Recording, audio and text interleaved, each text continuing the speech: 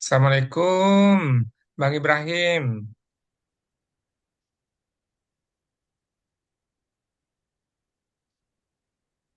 Walaikum salam. Can you hear me? Um, Thank you for joining us, and we will start in 10 minutes. Yeah, this is Prof Harun already uh, join us, and then we will start when Prof Harun already with us. Yeah, I'm just working on my PowerPoint. If you don't mind. Thank you, thank you, thank you.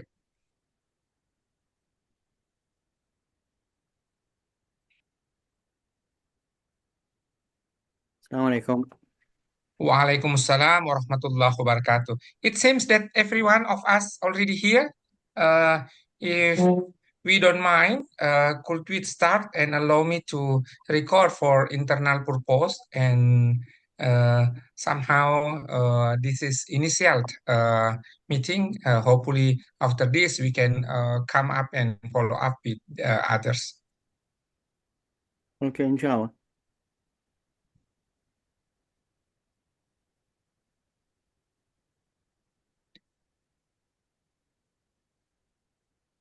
Bismillahirrahmanirrahim. Assalamualaikum warahmatullahi wabarakatuh. My brothers from South Africa, we have here Ebrahim Salie, we have Armin Kasim, we have Prof Muhammed Haron. Thank you for coming. Starting our discussion tonight on Indonesia time, it is already afternoon in South Africa over there. Uh, let's start by reciting Basmalah. Bismillahirrahmanirrahim. Our discussion come up in commemorate the birthday of Syekh Yusuf, Al-Allamah Syekh Yusuf. Yeah, somehow we call it Tuan Tasalamaka, somehow Syekh Yusuf Al Makassari, and in the same times there is another article Syekh Yusuf Al Bantani because he married with the royal family over there in Banten. And in his birthday, uh, 24 hours ago, let us recite Al-Fatiha for him. Ala hazihi niyyah Al-Fatiha. Bismillah.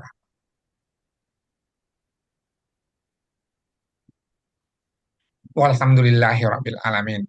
Our discussion actually start to look again, yeah, to see the possibilities, what we can do together, yeah, uh, to come up how about say Yusuf in the contemporary uh, situations, and then right now it might be there is uh,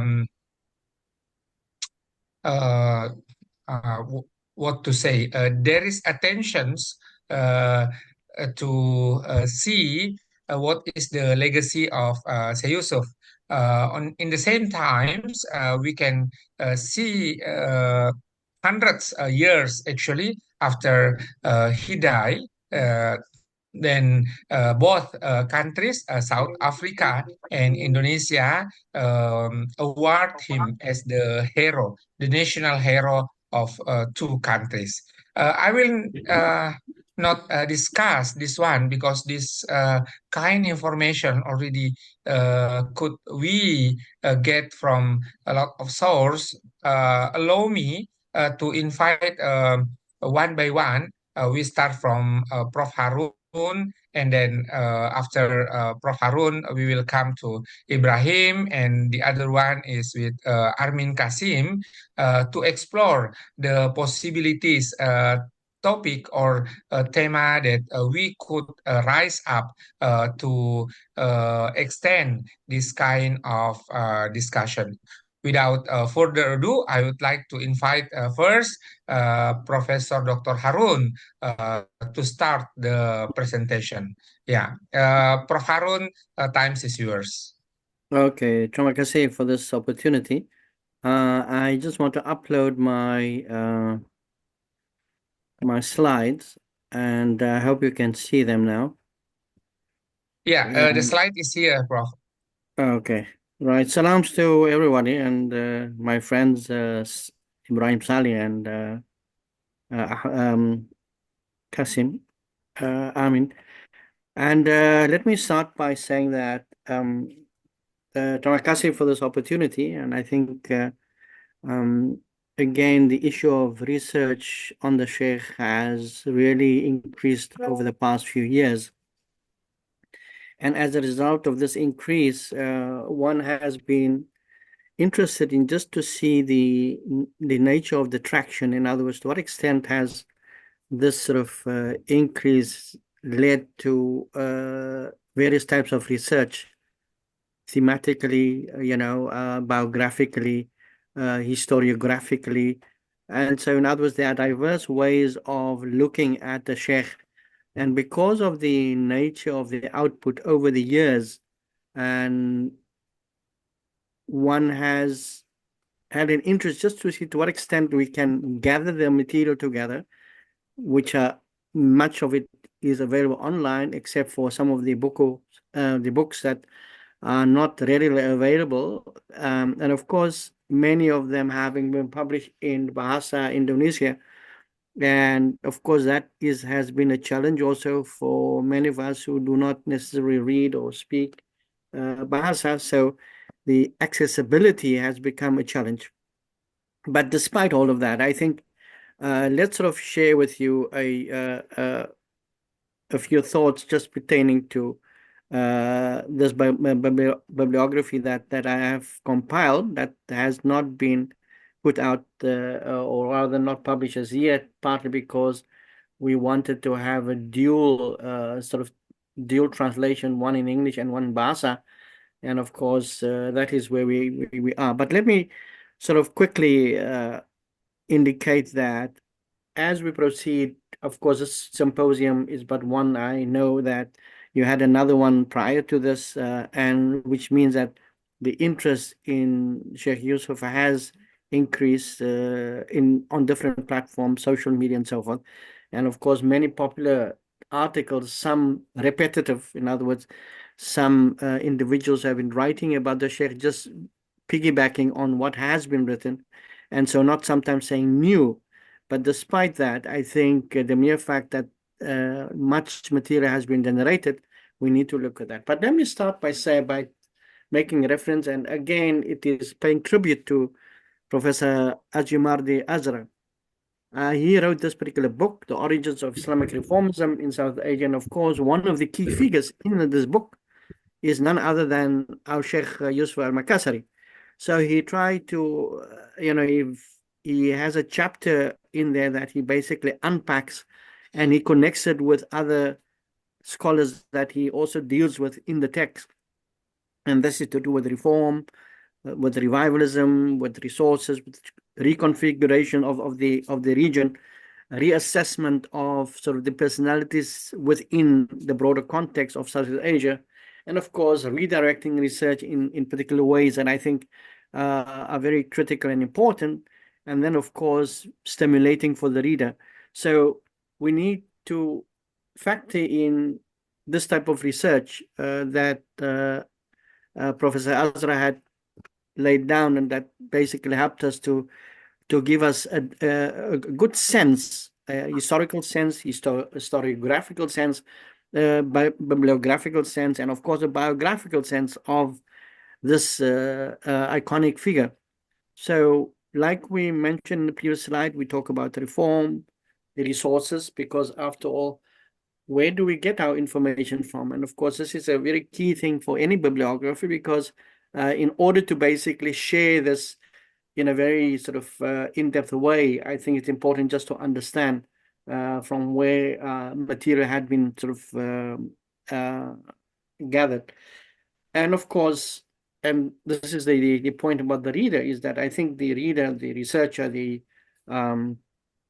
sort of audience, the target audience, basically find this information extremely informative. Firstly, it gives us a sense of our past through the writing or through the figure such as Sheikh Yusuf. It gives us an understanding of the thinking of the Sheikh, which again has been the focus of some of the studies.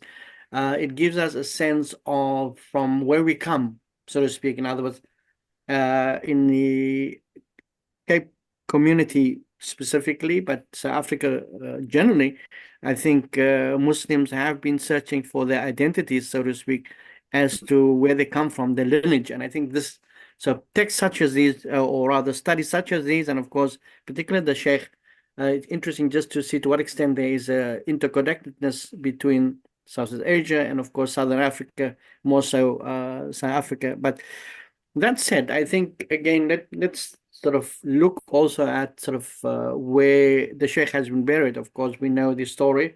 I think, and Ebrahim Salie is able to really give more sort of informed opinion about some of these based upon his own research. But leaving that aside and listening to him later, is that the Sheikh, of course, have two burial grounds, if not more, I think, as far as I know, is that the one in the Cape, and of course one back in South Sulawesi.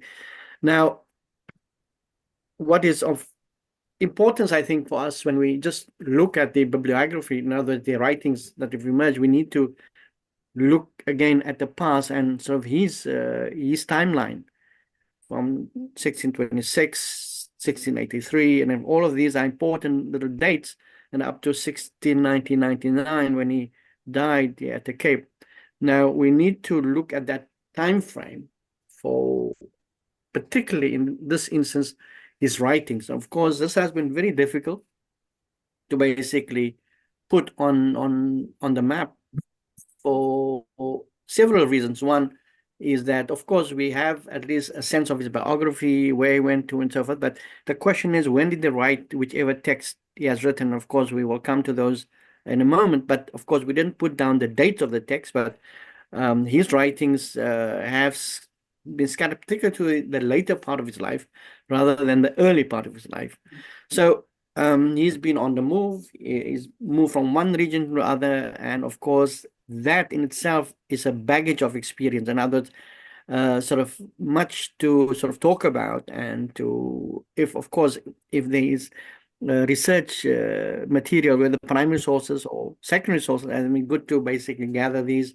So one is able to gather the story from both primary sources and, in a sense, more so the early secondary sources. So being sort of the person he was, of course, there were artist impressions, and these are some of them, as a way of just trying to gather some ideas to sort of how he looked. But of course, up to now, it's very difficult to basically generate a picture like that. But nonetheless, we have inherited these, and so these are some of the sort of ways of depicting him. But let's sort of leave that aside. I think the Sheikh himself was an iconic figure. He was a thought leader. He was a social activist. He was proactive author. He was an enigmatic personality. He was spiritual mentor, a military strategist. So in other words, all of these, one can already imagine the type of lively individual he was, in terms of not just being a father and a husband, but also a thought leader, somebody who generated ideas based upon his sort of his travels, his studies in Southwest Asia. That is, whether it was in Arabia, of course, today referred to as Saudi Arabia, but I don't want to use the word Saudi Arabia, but Arabia, and of course Sham, the greater Sham itself, where he basically studied and moved around. And I think that in itself, if there's any more archival material just to shed more light on this, it'll be great, partly because his activism itself comes to the fore later in his life, particularly when he returns back, when he fights the VOC, and of course when he's been exiled. So all of these things are important.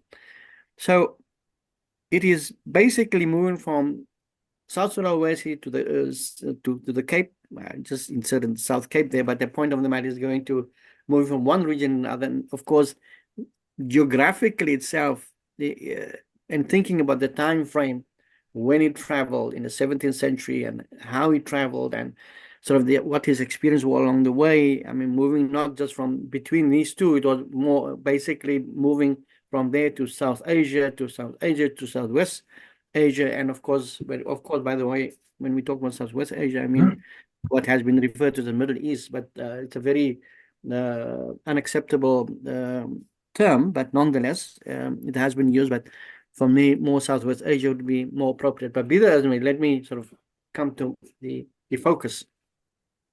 The focus has been on the writings that have emerged over time, the academic writings, the popular writings, and more so Syekh Yusuf's own writings. Of course, that in itself is a critical part. And let me share with you the bibliography that I have so far compiled. From what you can see, we call the compilation or refer to the subheading basically as core and peripheral. What do we mean by core and what do we mean by peripheral?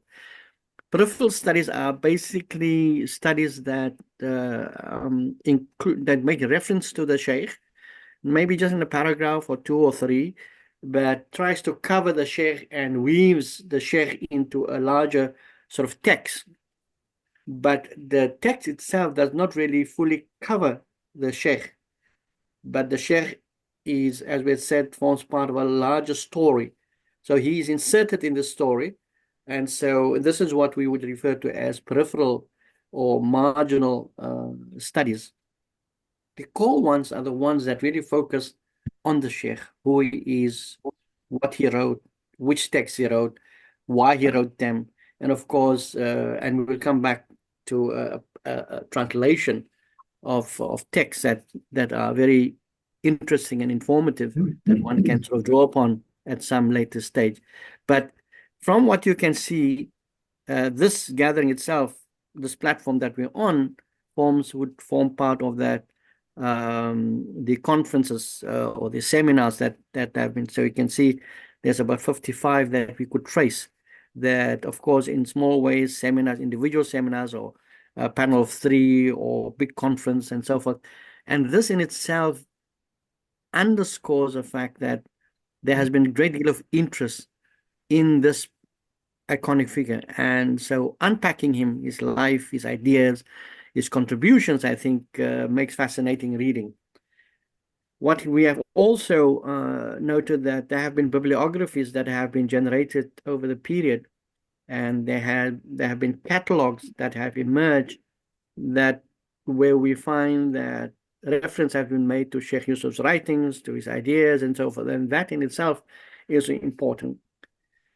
Book chapters have now basically also been generated, and that on those articles specifically, those papers, whether research papers, dissertations, and so forth, journal articles, all of them, these have add and enrich our understanding.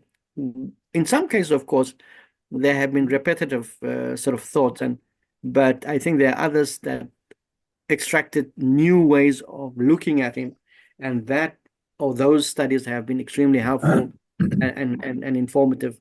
So I think we're not going to sort of comment further, but I just want to come to sort of other aspects. So we can imagine the sort of nature of this particular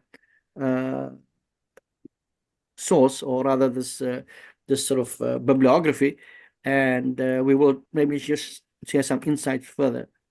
Other dimensions of looking at this is, of course, as we had said, books, journal articles, dissertations, book chapters, encyclopedia entries, and the sort of other categories that we had shared a moment ago.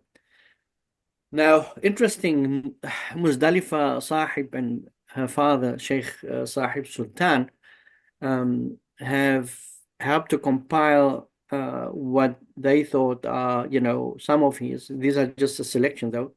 But the point which you want to make here is that Muzdalifa herself traced her lineage back to the Sheikh. So her family then belongs to that lineage, and it is interesting to find that she basically demonstrated her interest through her own research, and we'll come back to her work a bit sort of later. But I think the first port of call for any researcher, apart from the Sheikh's biography, is, and of course, by the way, his biography was undertaken by Professor Sulaiman Dango many years ago, and the publication has been sort of reproduce, or second edition, third edition, as far as I know. The sort of point here is that he was one of the first to basically undertake the studies in English. There have been others, of course, we know in Indonesia who have undertaken studies, like Abu Hamid, and we'll come back to his sort of text also in a moment. But I think just bear in mind Muzdalif al-Sahib, as such, who completed a thesis not too long ago via correspondence at the University of South Africa. Just to give a sense of how we sort of generate the bibliography, we would have, for example, this catalog that we have here that basically compiles not just the writings, but whatever else pertaining to Syekh Yusuf. And in that way, we have something to latch on to draw from. And then, of course, Christian Snukur basically also tried to put together at Leiden University the various texts that the Sheikh also had written. So this is available, not all of them as far as I recall, trying to sort of access them, but I think it's, again, useful text to refer to. Now, let me start by talking quickly about the writings. I know that we are this thing for time, but let me try to squeeze in whatever we can. Firstly, I think there are a number of, this is a sample, there's no sort of, there are a number of writings that have, like I said, there are peripheral texts, and this belongs to the peripheral text because it talks about the Khalwatiya Tariqa that basically the Sheikh had sort of established, and that basically evolved and developed, and basically is still very much an active tariqa, not just in Southeast Asia, but that had also migrated elsewhere, wherever communities from that region had established themselves. And that in itself highlights the fact that the Sheikh's influence transnationally, transhistorically remains in different forms. And that is an indication to what extent the impact he has made over the years. What has happened in between, particularly from what I could gather during the past 30 years, is that many academic writings have appeared, and some of these very recently. There is an sort of a text by Dr. Mustafa that, of course, look at religion and the notion of ethics in the Sheikh's writings, and that in itself is a very interesting text because of the approach that he had adopted. Then we have the other that basically was more of a novel and not a academic study, and that's why we categorize this as part of creative writing. And basically what do we find in Salama, basically the revealing the inspiration story of Syekh Yusuf, according to the summaries of the the abstract of the text. The story of the historical novel entitled Salama basically tells us, of course, it tries to draw from the Sheikh's life and give it contemporary meaning, and that in itself is important. So it covers the veil of local history and culture, the religiosity of the figure of the warrior cleric. In other words, of course, he was sort of a military individual fighting against the Dutch, and of course still very much one of the alims that stood out, and he was crowned as a national figure in both Indonesia and South Africa, which is also very interesting.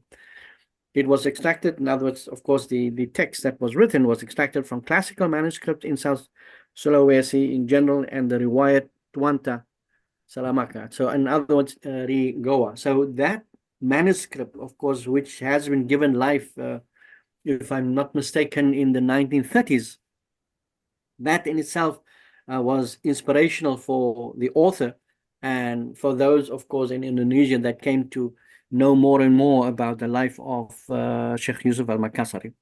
So it is in a sense an archived text, so to speak, now the archive in the sense that the scholar drew from archival material of local history and culture which is described as the white rose of history in South Sulawesi area. So that in itself is sort of interesting if one look again, if, of course, this is in Bahasa Indonesia, what would happen if it's translated into English, just to give us a different sense. Because for those of who do not have access to the language, I think sometimes it is very much of a challenge. But be that as it may, I think these particular publications demonstrate the interest that has developed over the years and the influence and the impact that it has had. Abu Hamid's text again underscores here that the Sheikh was, of course, one of the major alims during that time, whose contribution influenced subsequent ulama as well. And more importantly, I think in this whole story is the fact that the Sheikh is very much a Sufi Sheikh, and that in itself underscores the presence. And of course, by the way, as we know, many of us, of course, those who looked at the biographies that had been written, that he basically is associated with the Qadriya or Naqshbandiyya, the Khalwatiyya, and a few others, which makes him stand out, because not all Sufi sheikhs would move from one tariqah to the other. So he himself basically associates and has bay'ah with some of these, and which therefore means that he saw tasawwuf as a very broad category to which he himself could find space, and thus associated himself with these teaching. Subsequent, of course, at the same time when those publications emerged, there was also this one by Faiz, as well as the other one by Aksin Wijaya, as well as Yamani, Wakar Yamani. And quickly, just about these two books, of course, I'm not going to go to all the other publications that you remember that have appeared, but just to share you an idea, the one book by Faiz, basically The Grains of Sufi Wisdom, as translation goes, from the archipelago, calls not only for religious integrity, but also to help us strengthen our understanding of Islam, which leads us to climb the ladder towards the essence of life more fully. I'm not going to read further, but the other one sort of is the idea of the concept of being, Wahdat Wujud, and of course Wahdat Shuhud, as we know in Sufi history, has been a major sort of debate. But be that as it may, the point here is that the Sheikh is basically in this text, the author tries to uncover the Sheikh's ideas pertaining to these critical concepts. In terms, we mentioned that there have been lots of scriptures or theses or dissertations that have been written of late, and we know that apart from the University of Alauddin and sort of and other institutions in Indonesia, they've generated quite a bit. And like we had said, sometimes when one looks through the sort of writings, some of them have been repetitive in terms of the history, perhaps, but there are some ideas that are original, that is very interesting just to sort of latch onto, and I think it would be good just to sort of do that. But let me come to South African publication that has perhaps didn't gain traction because it hasn't been advertised the way it should have. But having said that, I think the editors, Professor Yusuf Dadu, who was attached to the University of South Africa, and Professor Uwais Rafuddin, who is still at this university, which is a correspondent university. And this is where Muzdalifa Sahib had sort of been attached to when she pursued her PhD.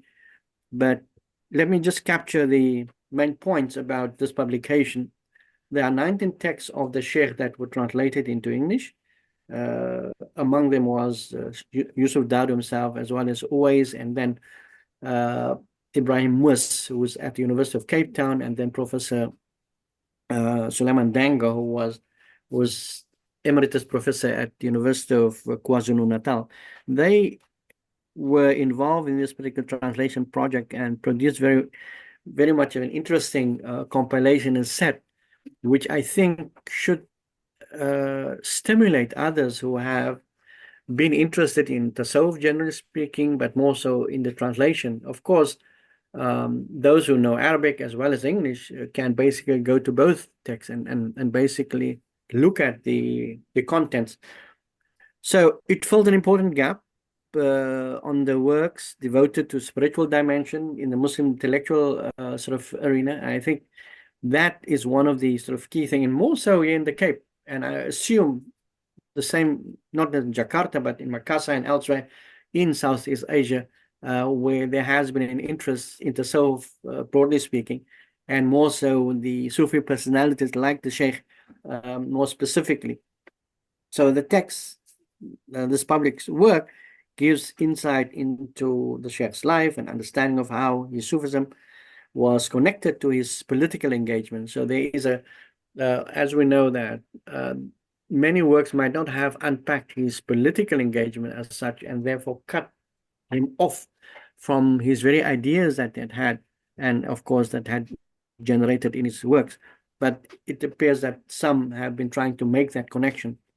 And so much of the writings that were contained in sort of this compilation is to do with tasawwuf, and because of that, the sort of main title is Spiritual Path, Spiritual Reality, as such.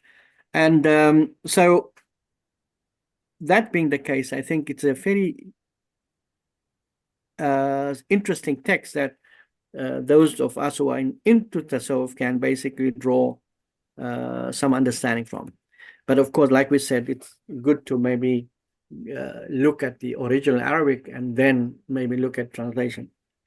We mentioned Muzdalif Zahab earlier on, and this is the thesis that she had written, Syekh Yusuf Al Makassari literary contribution, with special reference to his Matalib text.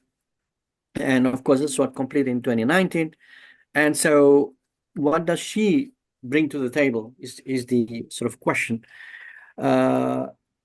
It again focuses on the Sheikh's life and his legacy, and of course with special reference to Matalib al-Salikin, translated as the quest of the spiritual seekers.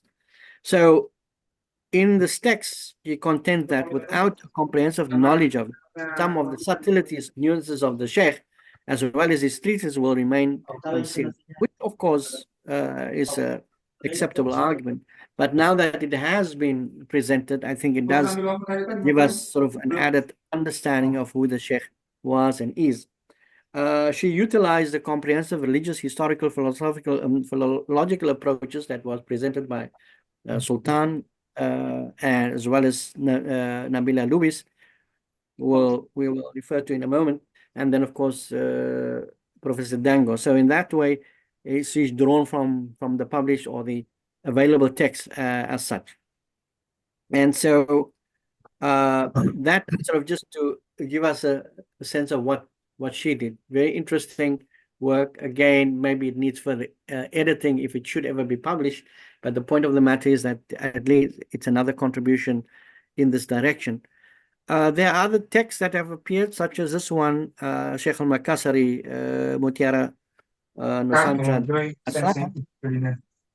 And so, you know, it is important then to sort of just take note. But let's look at quickly at some of the writings of the Sheikh, more so not in terms of his writings as such, but more of the studies that reflected on his writings. As we indicated that he has written several texts, we listed some, we listed here again a few others that really have gained traction over the years. And the one Zubd al-Asrar, for example, was translated by Professor Dango. And then, of course, there's Sir al-Asrar also.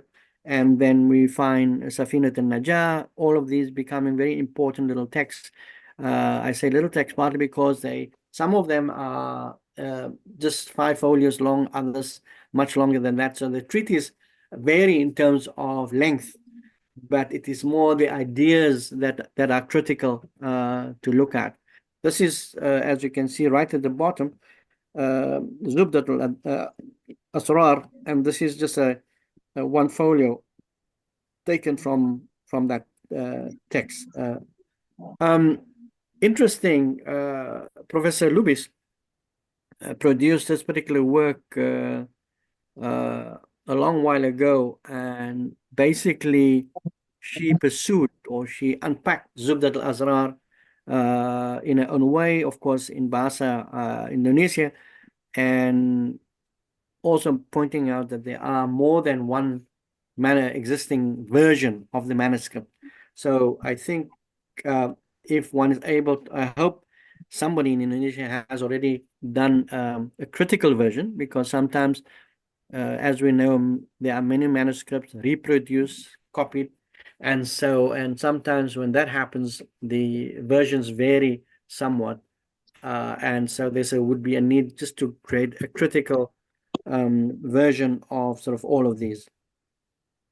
Other texts that we is Nafhatu As-Saylaniya, for example, and Kayfiyat Al-Dhikr, that and interesting in the Nafhat Saylaniya, these are some of the points that dua, dhikr, etiquette of remembrance, tariqah itself that are sort of emphasized. We're not going to go into these slides, except for this one, just to basically and said that Sufi Sheikh's, Sheikh Yusuf's orders, main teaching, of course, here we talk of the Khalwatiyah, basically around the sort of how to get closer to the Almighty. And this in itself, of course, we all have challenges in the contemporary period, even at that time and prior to that, the issue of how do we really imbue ourselves with spirituality? What would be the types of activities that we would do? And of course, the Sheikh basically outlines that and as such. Let me sort of just move on and just basically mention that there have been lots of video clips online that would be interesting to visit and look at, that can generate a different study. I say different study partly because how do these individuals, even like we do now, how do we basically capture the Sheikh? In which way do we try to understand him? In which way do we convey the messages to others about the Sheikh? So there are these dimensions that need to be sort of looked at, which I think is interesting. Some of the side studies basically looked at the pilgrimage tradition, for example, and many of us know that the Maqbara where he was buried has become a place of visitation. And so many Muslims, before they go on Hajj, on pilgrimage, they would go and do pilgrimage at the grave of the Sheikh, not there to worship him, but to basically pay respect to the contribution that he had made. And of course, in our case at the Cape, I think the annual sort of gatherings that take place there, but throughout the year, every month, there's either a dhikr of sorts that take place at the Maqbara, and it highlights the impact this Sheikh had psychologically, sociologically, historically, transnationally, and in that way, I think we need to try to appreciate the mere fact that he was in exile at the Cape, the mere fact that he was able to make such an important impact, I think is something that we cannot overlook. So we're not going to talk about the spiritual impact, and we don't want to sort of go further, but let me just more or less come to the close. There have been many conferences, as you had said, discussions that have been taking place.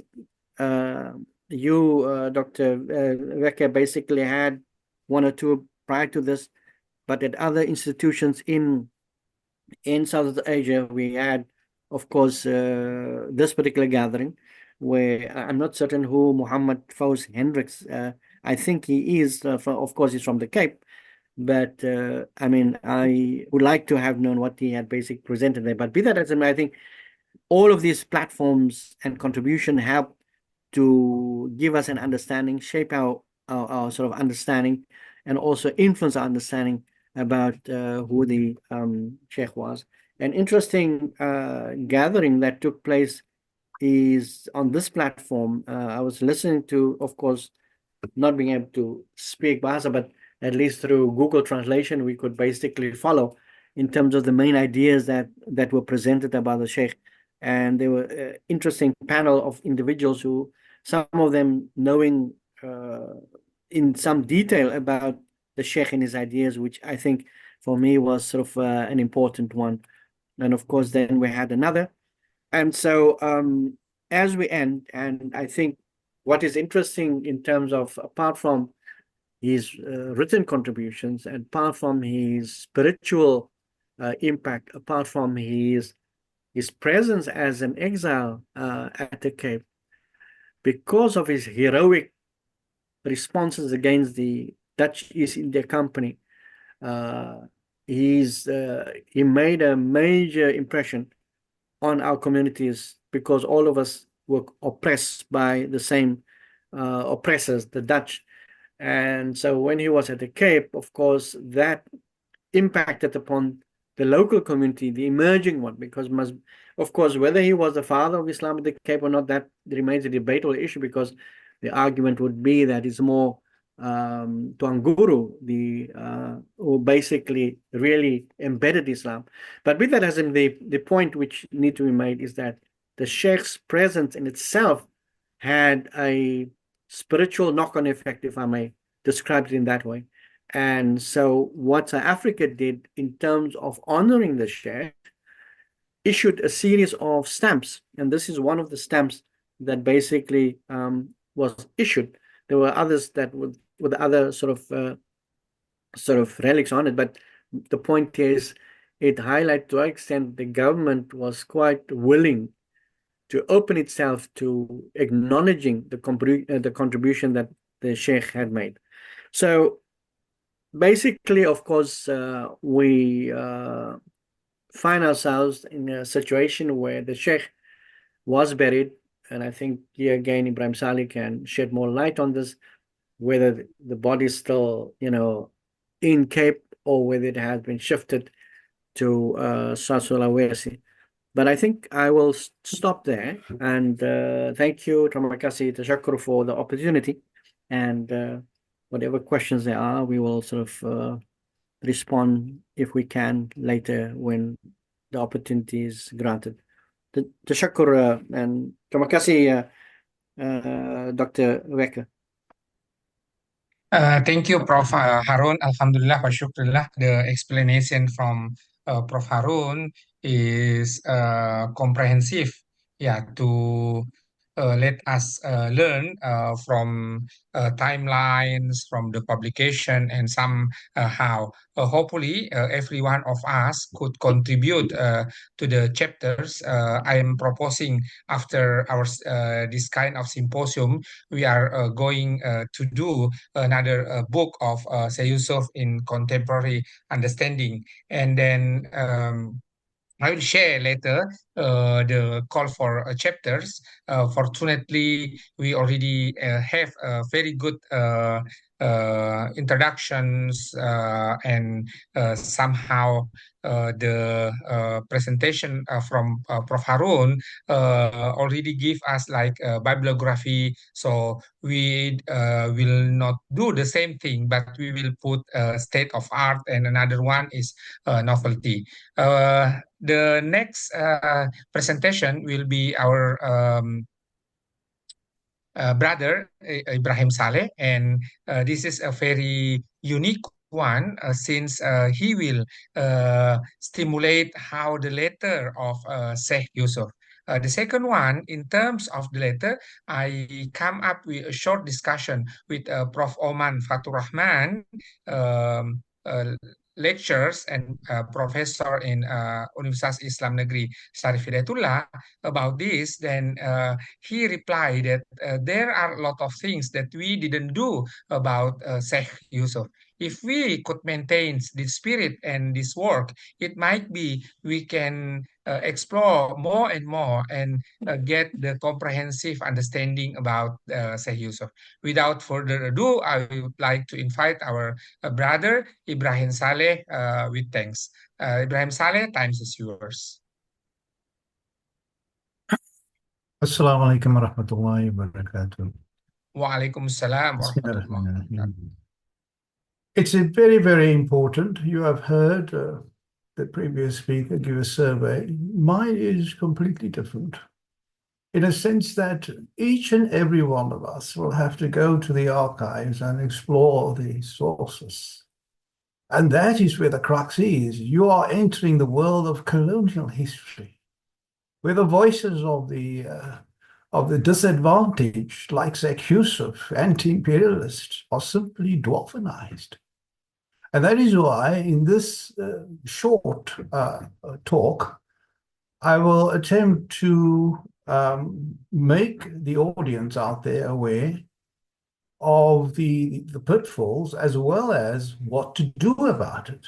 There is a saying that one must read across the grain or read along the archival grain, because this is probably one of the currently the best modus operandi of decolonizing history as such, the rhetoric and the representations of the colonial past.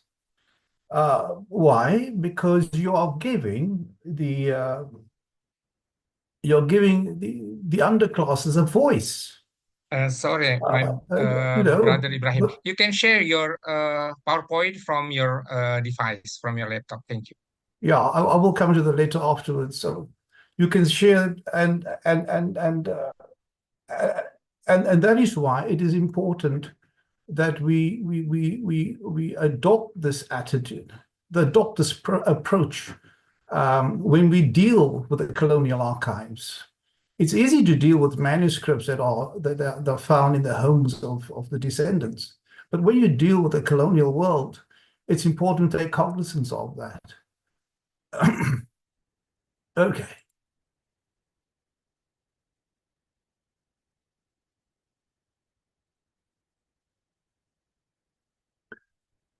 Here is a letter which I have managed to translate and also give you some insight. It's a letter written by Syekh Yusuf, fait accompli. Make no doubt about this. My question is, did Syekh Yusuf really appeal to Dutch mercy, to give him mercy? We'll see about that. He says here, I, Syekh Yusuf, weak and in a bad state, zwak en in eensagte staat, poor, old, and I can hardly stand on my legs for too long, arm, oud, en ek kan kwalijk lank op mijn benen staan. Also, I come from opulent, or wealthy, and influential families, as he says there, aanzienlijke luiden, afkomstig. And we have many people under our authority, gezaghebbend gehatend, volkelijk, onder haar gezaghebbend haar. And together with children and grandchildren, kinderen beladen, kind en kinderen beladen. And therefore, he says, it is very sad for me to have wandered in foreign countries with such sorrow and misery as such. Mijn zeer hart in vreemde lande, foreign countries, met zulke een verdriet. And there he says, I confess, I, Syekh Yusuf, confess to be guilty to have done wrong.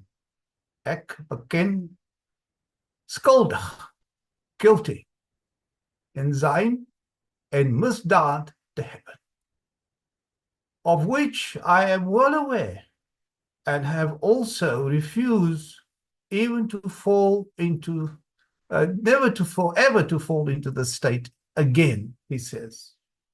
Never again. And therefore, he's praying for forgiveness.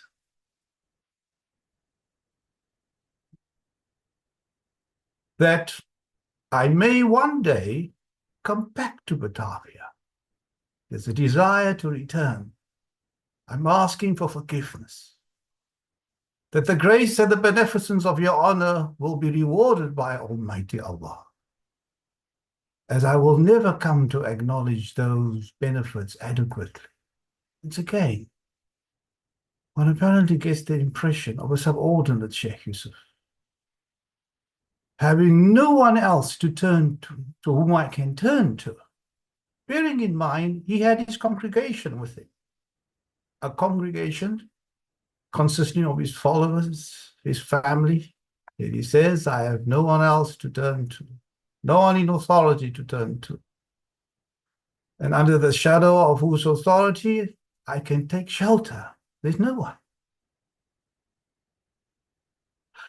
Now, one needs to ask various questions. Exile. Did exile have a toll on Syekh Yusuf? Of course, it's obvious. It's very obvious that Syekh Yusuf had lapsed into a crippling sorrow of estrangement, which could not be eliminated by his heroic, or at least at the time he was writing, romantic, glorious and triumphant episodes of a jihad that he waged against Dutch hegemony. Why? He was torn. He was torn from the nourishment of tradition, from his, like he says, extended, opulent, and influential family, or what I would say, familiar geography. This was life outside the calendar for Syekh Yusuf.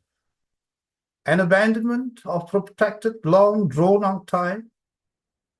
To Syekh Yusuf, it was obvious. Time itself walked in circles. Familiarity brought greater misery. Isolation caused time to be frozen. His long absence from his homeland made him a stranger to familiarity. The loss of place from which to speak authoritatively that he was used to. His heart and his soul were now worn out. And that is why he says his banishment to foreign lands brought new unhappiness, a state of hopeless sadness and assimilation. And he says there, I quote again, "It is very sad for me to have wandered in foreign countries with such sorrow and misery." And that is why his main desire was, one day I must return to go back to Batavia. His physical pain therefore destroyed, to some extent, any form of anti-VOC political rhetoric. And that's why the first thing that he said, I confess to be guilty, the scolding, and to have done wrong.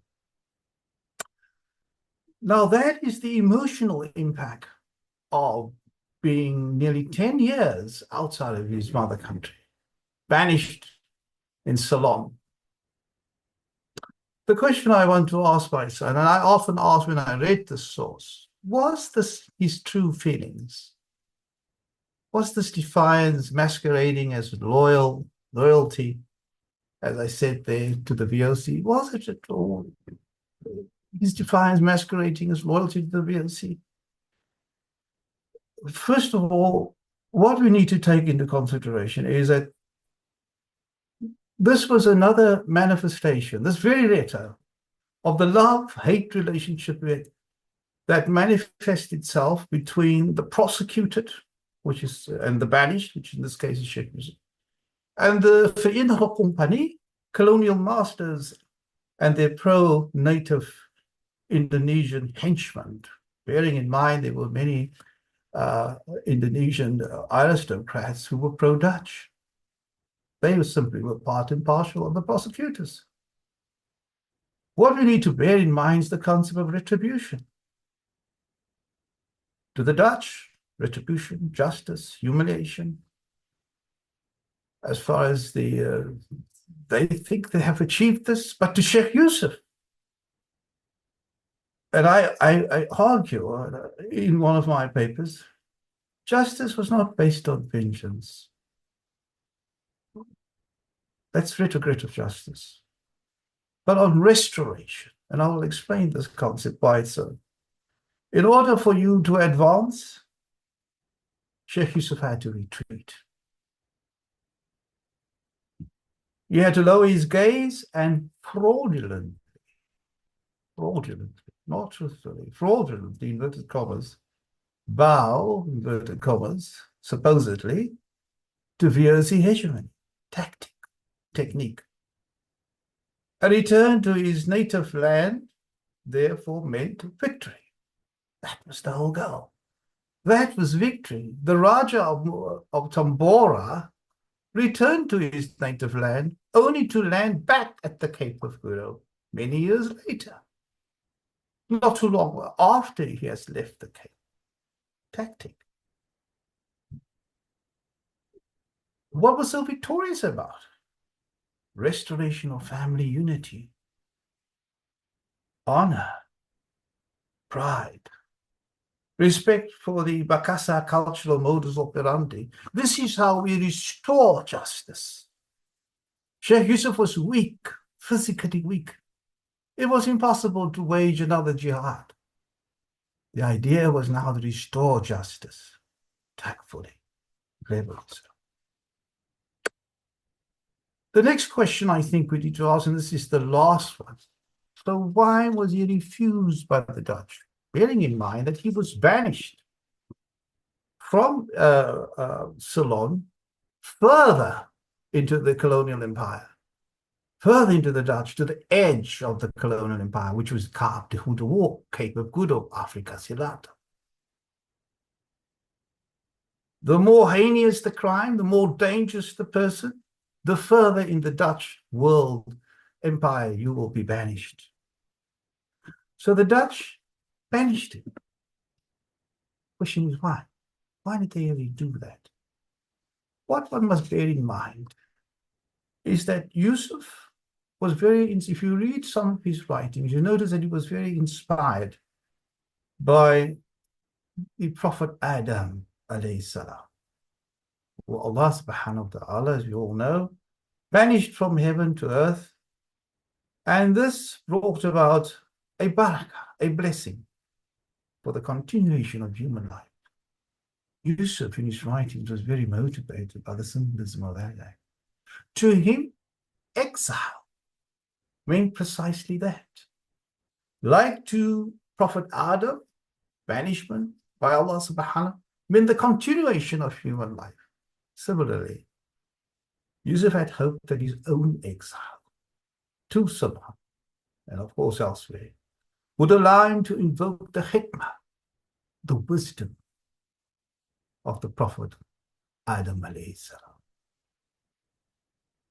And that is why I say again, it is important that once you know that aspect of Syekh Yusuf, then you will understand his writings in the archival documents.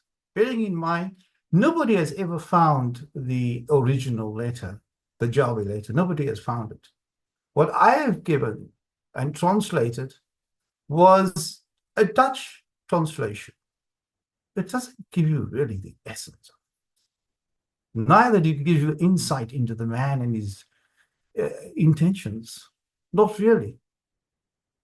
All we have is a man screaming for mercy, wanting to go home. Well, was it really the case in one sense? Or was it merely changing tactics? Lastly, there are many reasons, but time does not permit. We have been given restricted time, unfortunately. Yusuf was known as Ian Haji van Vorstelijke Bloedend, one Haji of aristocratic birth, a Jawi alim, a Javanese scholar. The Dutch knew that he had retained his contact with the Malay Indonesian world via the pilgrims, en route, of course, to the Holy Land and Mecca. Show you his influence. He had retained his contact with Muslim traders who came to Ceylon, conducting businesses with the local inhabitants. He also had retained, more significantly, his contact with Muslim scholars that were resident in Ceylon. And that's a paper that I will, inshallah, upload on the internet, his contact with the Indian scholars and such. But what one must bear in mind is the way the Dutch saw, in particularly the pilgrims, The pilgrims were the most dangerous of all. They are the one who did not necessarily follow the adat, because Syekh Yusuf, his goal was to cleanse, to purify, quote unquote, his Bantam and South Sulawesi of all these pagan habits and introduced a more pristine, purified Islam. That is why the Hajj, as well as the Imams, especially educated in Mecca, coming back and preaching Islam, were the most dangerous people. And even the Hajj was there for control by the Dutch. They had to. It was crucial. Let me give you a quote from Sir Thomas Stanford Raffles when he spoke about people from that side of the world, Imams, pilgrims. And this is what he said. They were men with the Quran in one hand and a sword in the other hand, bringing the desolating influence of a false prophet, Muhammad of Mecca. Once again, the pilgrims, a sword in one hand,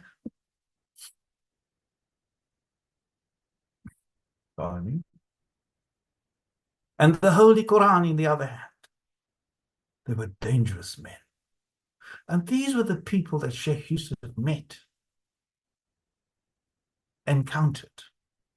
He had therefore established a network consisting of anti-Dutch Muslim rulers, thinkers, who were willing to wage acts of aggression at the drop of a hat. Syekh Yusuf was a dangerous man, in spite of his appeal. And the Dutch knew that. And finally, Syekh Yusuf had a large family, stretching all over the Indonesia, at the time, the Indonesia archipelago. What the Dutch feared was his next of kin would request his release, and he would be secretly freed, liberated from bondage. That was what the Dutch never would allow. And therefore, Syekh Yusuf was banished. Instead of being repatriated and returned to his mother country, his native land, he was sent further into the wilderness, further away from his motherland at Kaap de Goede. Unfortunately, he died 4 years after he had set foot. He died in 1699. His body, fortunately, was 4 years later, in 1704, his body was exhumed, and there's ample proof to that effect. I have it on archival record. And it was exhumed intact. His body had hardly decomposed. It was taken to his motherland, where it was laid on a table in the palace in the Karaton of the Raja, or the King of Jawa, for all to view. And the next day he was interned as such. More about that, of the paper that I will upload, inshallah, a week or two from now, and other aspects of the unknown life of Yusuf. But what my concern is, very much what I was more interested in, is when one approaches the colonial archives, and one should do so. Now these days, people are just evading the archives. And I can understand. The language is difficult. In fact, here in South Africa, I can count on my one hand how many people understand 17th century Dutch. It's difficult. Not only to handwriting. Nobody speaks 17th century Dutch. However, if one does not explore that part of Sheikh Yusuf's life via the archives, that side will simply remain in total darkness. Dutch 17th century is very important, and we need to explore it. However, we need to read against the grain.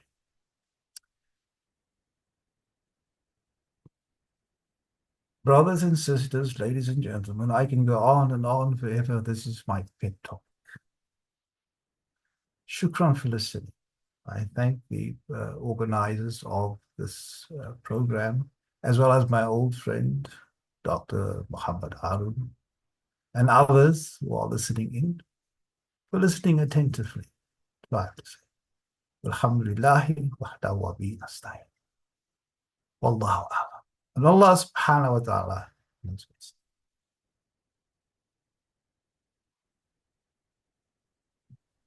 Thank you to our brother Ebrahim Salie already explore more about the understanding of Syekh Yusuf.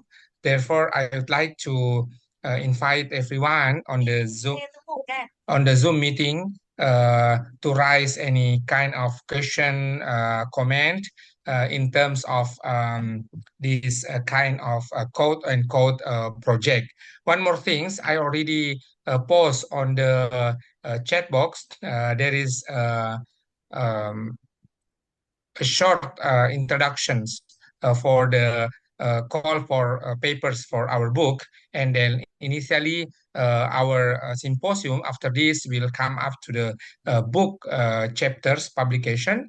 If you like to participate, I already write down my email of per day. You can email me both or one of them of my email. Then the book for sure to read globally will be published in English, and then hopefully even though that this is the second meeting. Last night we have a meeting in Bahasa Indonesia, and now we have a meeting in English. And then hopefully we can have the next one to enrich our book, and then to explore the comprehensive understanding of Syekh Yusuf. If anyone from us want to raise any questions, comment, feel free to come. And I would like to remind us that this symposium is the conversations, not to debate, but it is opportunity, a platform to enhance each other as a mosaic. Yeah. So from Prof Harun, from Ibrahim, it is a very good presentation, and then we could extend to such likewise as the publications. I would like to invite everyone if any kind of comment, questions, but if you don't have, I'd like to two panels of us, Prof Harun and uh, uh, Brother Ibrahim, to restate as the closing statement. Yeah. Prof Harun, time is yours. Terima kasih again. I think I think the need, if I may, for further studies on these important personalities should continue for several reasons. One, it is to again underscore the connection that exists between Africa Selatan as such, and of course the Southeast Asian region, and more specifically with communities, whether from Tidore or Makassar or even Aceh, and yeah, because the connections we have not necessarily explored in detail. The Sheikh's life in itself is a clear indication to what extent he has contributed richly, not just in terms of his writing, but in terms of his life, his ideas that have been floating or filtering down from that region into this region. And in that way, we need to just try to unpack it further. That is the one. The second is basically the more writings they appear in terms of understanding the ideas of the Sheikh, the more enriched we become. And I think added to that, the one is inspired further by these contributions. And I think essentially we as contemporary communities, we really need further stimulation through our own understanding and our own interpretation of the Sheikh's writings. And that, of course, goes for the other shuyukh who have been around, who might not have written many such treatises, but I think they are important in terms of identity formation, because after all, we derive our inspiration from them and therefore reinforce our identity as Muslims in this part of the world. In fact, like some have argued that he's the father of the Muslim community. And like we said earlier on, even though some might have read it differently, but the point of the matter is the presence, his spiritual presence continues as we speak. And I think that in itself is something to draw on. And so we hope that the generations to come will, and of course our writings, whoever has been writing and translating or whatever, will stimulate future generations to really explore these connections further. So there's still much to be done. I think the Indian Ocean research projects that have been uh, ongoing need to look at these social, cultural, religious dimensions that are a sort of a critical part of one's understanding of people like Sheikh Yusuf and those who came subsequently. Terima kasih, I think, and I think that is my comment. Sorry, can I just come in here Come for a up, moment? Pak Sulaiman. Come up. Go Yeah, ahead. just three quick points. As far as publication are concerned, the one Muhammad did not mention was published by the Indonesian embassy, and there was analysis of Sheikh Yusuf's writing. So it's published by the Indonesian embassy. That is very recent. Muhammad was one of the editors. The second issue is that both Dr. Abdurrahman and Lubis came to South Africa. There was a conference at the Slave Lodge many years ago. I can't remember exactly when. I was also there, presented a paper, and yeah, both of them were here. And the third one issue is about the the shrine. I mean, that's a very debatable and topical and sensitive issue because according to um, some of the sources that we consulted, some of them say in 1704 his body was then transported back to Makassar. I actually visited Makassar with late Ahmad Day was 94, and they took us to the shrine in Makassar, and we found somebody looking after the graves, and we asked him who, and he said that's Syekh Yusuf and his mother and his children and so on. So that's another very controversial issue. So let's say I had in my book I did my thesis. I mentioned both that some say is in Cape Town, some say is in Makassar, and I just left it at that. There's no conclusive evidence as far as I'm concerned. Thank you, Sulaiman. So we don't want to claim that symposium it is 100% complete of the discussion of Syekh Yusuf. It might be there is one, two pieces of us forget to mention about.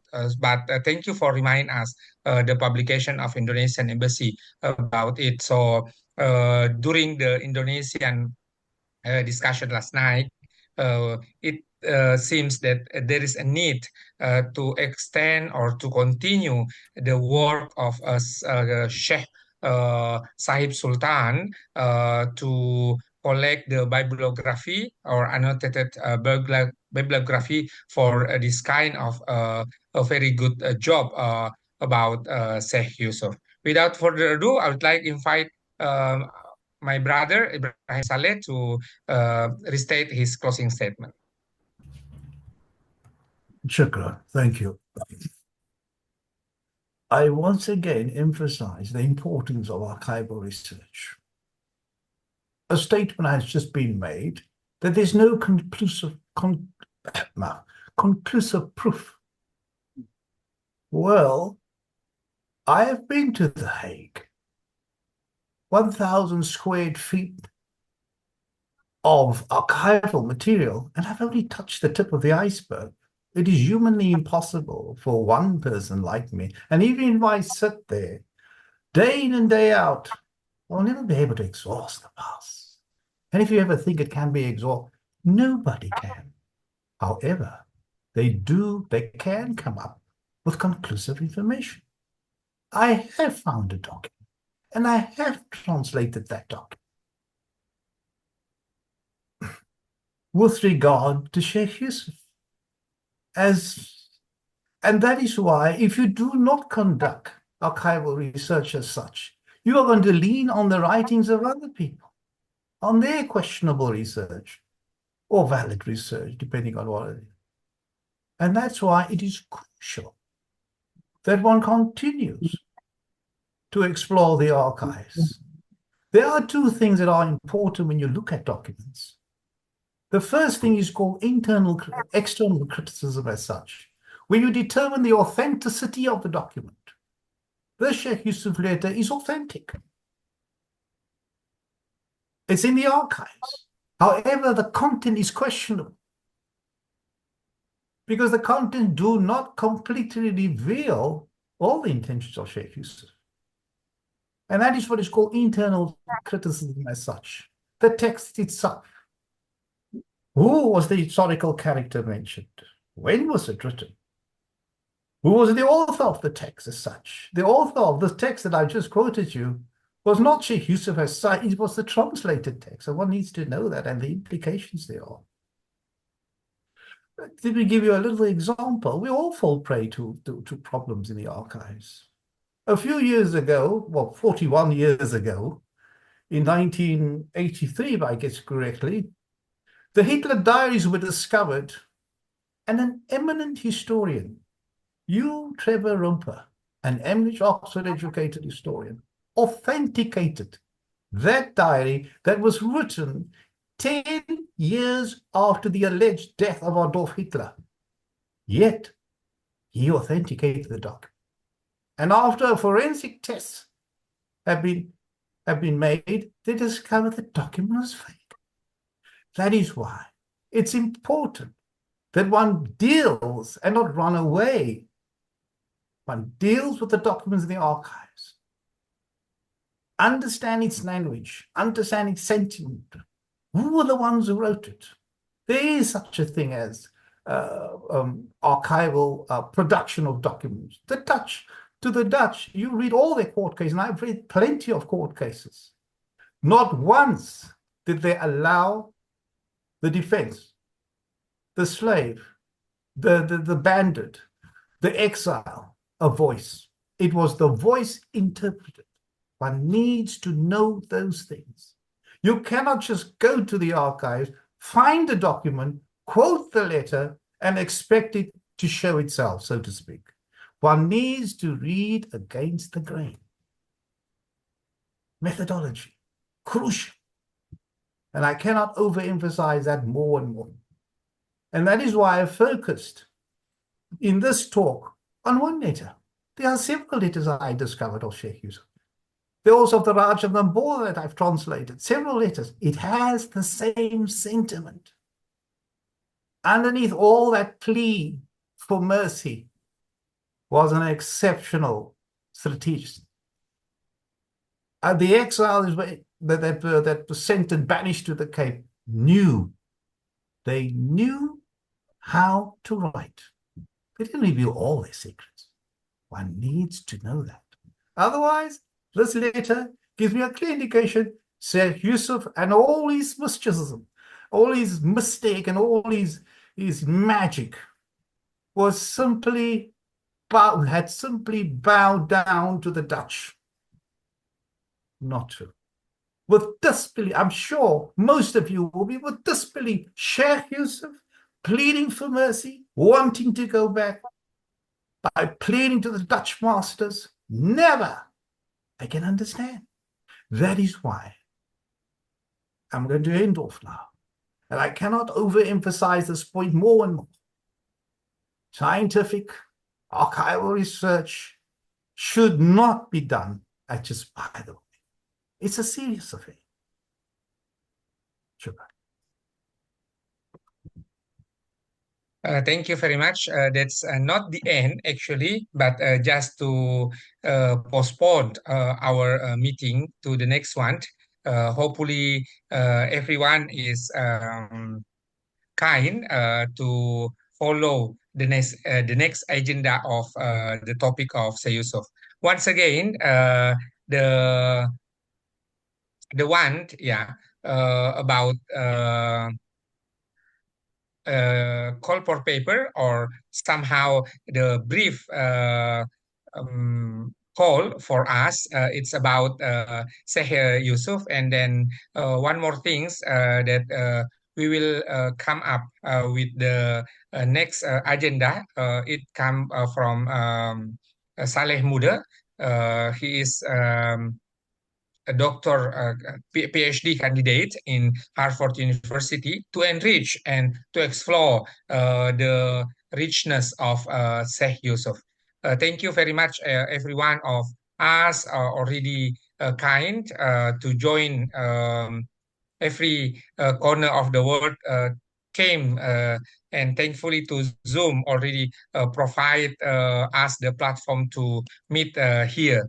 I'm tonight in Indonesian time. I just arrived in Bone, where the International Conference on Language Teaching jointly conduct by Universitas Muhammadiyah Bone and Universitas Muhammadiyah Baru. And then if you like to get forthcoming information from us, from the committee, so I already write down my email over there. So you are kind to send me email, and then I will let you know what is our agenda in the near future. Thank you very much, everyone. Thank you to Prof Haron. Thank you to my brother Ebrahim Salie, already allocate his time to discuss with us for tonight in Indonesian time. For sure, in Africa, South Africa, still afternoon, and any other part of the world still have a different time. To close our discussion for this time. So we are not closing, but we are extending in the near future by reciting Hamdalah. Alhamdulillahirabbil alamin. Thank you very much for your kind attentions. And then I do apologize during to facilitate the discussion. There is something that inconvenience every one of us. Billahi taufiq wal hidayah. Wassalamualaikum warahmatullahi wabarakatuh. Enjoy the evening, enjoy the afternoon. See you. Thank you, Prof Haron. Thank you, Ibrahim, and thank you, everyone. And the Zoom is off.